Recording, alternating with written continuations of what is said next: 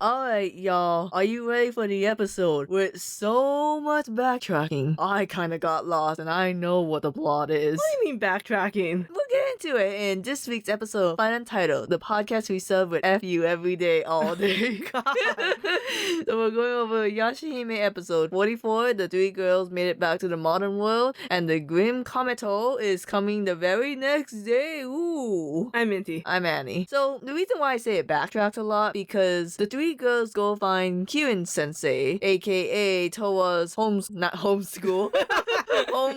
teacher. And like, it's really weird because like they explain the situation to him, but he's like, oh my god, you guys are half demons? Oh my god, and was I a foreign object from another time? JK, I always knew I was Kirin Maru's arm, and that if I let him in, it'll bring on the degenerate era. And it's like, but what? I know you didn't always go to Towa's and Setsuna's whatever. I know you didn't always go to Towa's shrine, The Higurashi Shrine. the Higurashi shrine, and not know Towa wasn't half demon. Here's what I'm confused about with Kirin Sensei. One, are the demons already in the world? Because he says at night he kills demons. Two, where the hell did all these other demons come from? From He the portal? said it came from the Grim Comet. What does that mean? Like the comet is birthing out We talked demons? about this via Futurama. The comet holds all the dead demons and it keeps their DNA and then spits them out every so often. That's why it's so grim. God. They're gonna be wearing tinfoil hats to prevent other demons from reading their minds. And then Toa's gonna leave a movement for feminism. Can I just say Toa being like, oh, dude, three girls flirting with me, what do I do? And it's like, hey, manga Toa was a Chad. She would have been like, hey girls, I accept your confession and I'm gonna walk away. I want the Kashima from Gekon Shoujo no Zaki-kun vibes from this. To be fair, if you had to describe Toa with two words, it would be disaster lesbian. Or confused bisexual. You ain't putting that Riku Toa in my house.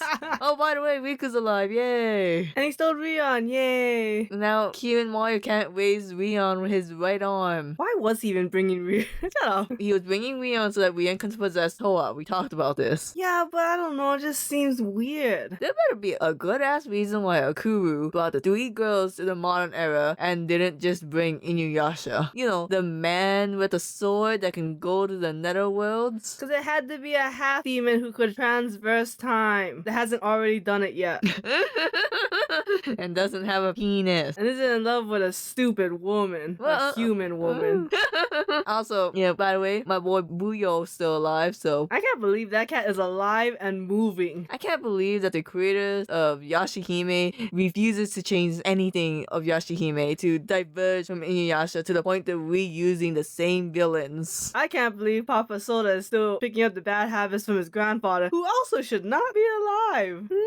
Things to wonder about. Or at least not moving. Or at the very least has a pimp cane. That's a cane. He does? I think so. I don't, maybe not. You think they would change that character design? They changed the mom's design. She has a streak of gray in her hair now. I get. It still creeps me out that they gave Sota's wife the exact hairstyle of Kogome. It is a little weird. I mean, at least she's got brown hair. And it doesn't help that in the manga that Sota is so obsessed of like, this is what I would do if I went back in time with Kogome. That has nothing to do with the manga. You always bring up the manga, but nobody has read the manga. Abraham Lincoln would have before he got shot at the 6X concert. What was the point of this Like, I didn't feel like there was any point to this whole concert thing. So it has a lot of demons. Like, it has nothing to do with the comet. It was like complete filler. It was weird because didn't Kirin Sensei say there was like fragments like coming off of the comet and they only really dealt with one of them? Did they even deal with one fragment? Yeah, it's a spider, I'm sure. The spider was the fragment? Yeah. He was the DNA that fell off the comet and came to life. And he wasn't even a spider. Hey, how is you know how Hisui and Kohaku has that sword for Toa? Yeah. How are you gonna give it to her now? They throw it in the well. They can put it in the tree. You don't think somebody would have taken out of the tree by then? Are you telling me you forgot the existential scene in one of the Inuyasha movies where they put something in the tree and then Kagome had to get it out later? Oh my god, we gotta watch those 4 movies again. Yeah, I mean, I believe Inuyasha and Kagome, kiss. I believe it's on Netflix. Damn, B, we gotta watch that. At this point, though, I have no idea how Yashihime's gonna end in 6 episodes. With bullshit writing. No, I'm sorry, wait. Each season's like 24, right? Yeah, so in like 4 episodes. Because there's only so many times you can have a final battle with Kirin Maru until you're like, I get it. And it's weird because it's not like Toa has like a signature move. I mean, she has the Azure Dragons, but you think she'd have a power up by now? Unless it's gonna gonna be like Bleach, where she like just gets the power up randomly during the fight with the villain, killing the villain, being like, how'd I do that? Here's the thing. Okay, the last time they had an all-out fight with Kim and Mario was the end of season 1, and now it is season 2. And I would argue that Toa and Moha had mild power-ups, and Setsuna got like this really overpowered power-up that she can't really use in combat. Right. So I'm just gonna be like, well, we're gonna have the same fight, but this time Setsuna pitches in. And you know what? How do they resolve the Rion and Riku thing? Like, they just go back to the feudal era and just like,